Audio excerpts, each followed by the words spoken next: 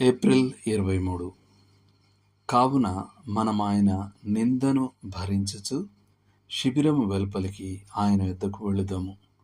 హెబ్రీలకు రాసిన పత్రిక 13వ అధ్యాయం 13వ వచనం. ఈ వచనం నుండి మనం మొదట నేర్చుకునేది ఏమిటంటే, క్రీస్తే తన ప్రజలు సమకూడే కేంద్రం. మనం ఒక సంస్థకో, ఒక సంఘానికో, ఒక కట్టడానికో లేదా ఒక గొప్ప ప్రసంగికుని వద్దకో సమకూడం, కానీ క్రీస్తు యొద్దకు మాత్రమే.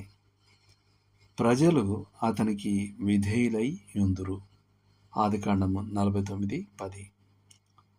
బలి అర్పణ చేత నాతో నిబంధన చేసుకొనిన నా భక్తులను నా యొద్దకు సమకూర్చుడి.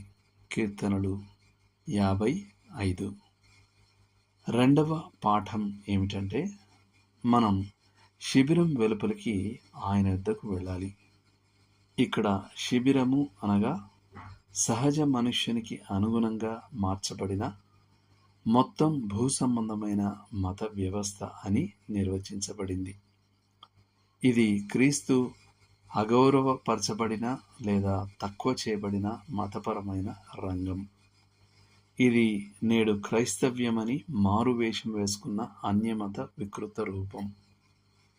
భక్తిగల వారి వలె ఉండియు దాని శక్తిని ఆశ్రయించిన వారునై యుందురు. క్రీస్తు వెలుపల ఉన్నాడు మరియు మనం ఆయన యొద్దకు బయటకు వెళ్ళాలి.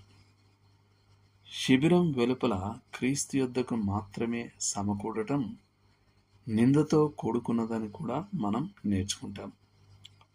సంఘ సహవాసం విషయంలో ప్రభువుకు విధేయత చూపడంతో నింద ముడిపడి ఉంటుందని క్రైస్తవులకు అరుదుగా అనిపిస్తుంటుంది. చాలా తరచుగా సంఘ సంబంధాలు కొంత ప్రతిష్టను, హోదాను కలిగి ఉంటాయి. కానీ మనం క్రొత్త నిబంధన ఆదర్శానికి ఎంత దగ్గరవుతామో అంతగా మనం ఆయన నిందను పంచుకోవలసి ఉంటుంది. ఆ వెల చెల్లించడానికి మనం సిద్ధంగా ఉన్నామా? రంగు వేసిన వస్త్రాలు ధరించిన ఆ వ్యక్తి నన్ను బయటకు పిలిచాడు. నేను ఆయన స్వరాన్ని గుర్తించాను. నా ప్రభువు సిలువ వేయబడినవాడు. ఆయన తనను తాను ప్రత్యక్షపరుచుకున్నాడు. అయ్యో, నేను ఉండలేకపోయాను. నేను ఆయనను వెంబడించవలసి వచ్చింది, లోబడవలసి వచ్చింది. తిరుగుబాటు చేసే ఈ హృదయంలో ఈ లోకం తిరస్కరించి, తృణీకరించి చంపిన ఆ వ్యక్తిని నేను కిరీటంగా ధరించానని, దేవుడు ఆ వ్యక్తిని అద్భుతమైన శక్తితో పరిపాలించడానికి లేపాడని నేను కనుగొన్నప్పుడు ఈ లోకం నన్ను వెలివేసింది. అందుకే మేము, నా ప్రభువు మరియు నేను శిబిరం వెలుపల ఉన్నాము. ఆహా, ఆయన సన్నిధి ఏ భూ సంబంధమైన బంధం కంటేనూ మధురమైనది. ఒకప్పుడు నేను ఆయనకు నాపై ఉన్న హక్కు కంటే గొప్పగా ఎంచిన లోకంలో నుండి ఆయన నామం కొరకు శిబిరం వెలుపల ఉన్నాను. దేవుడు మిమ్మల్ని దీవించును గాక. ఆమెన్.